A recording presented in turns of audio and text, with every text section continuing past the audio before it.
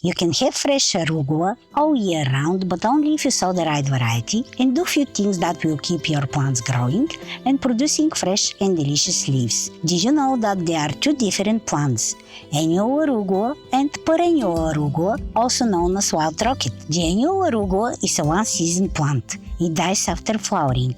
The leaves are wider and more rounded. The taste is milder and slightly peppery. This variety has small, creamy white flowers.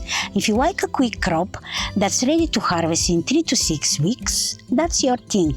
But you have to resow seeds every spring and fall for a continuous harvest. It doesn't like the hot weather and it bolts in the summer heat. Perennial arugula, known as wild rocket, is a completely different plant.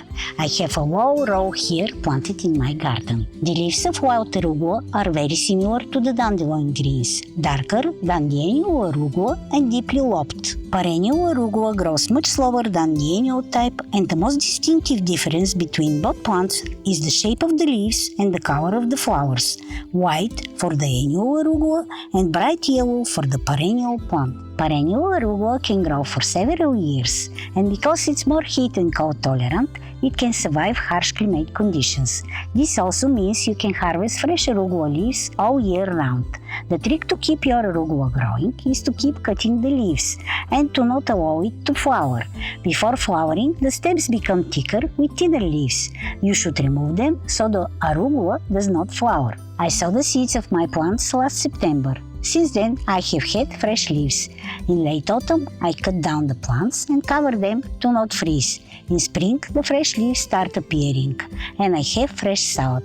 Now it's June, and I will soon enjoy arugula with my homegrown tomatoes. Check my video for this delicious salad recipe, and if you like this video, please click the like button. I grow my food, eat and repeat. You can subscribe to my channel to see what my garden will produce this year and how I will cook it.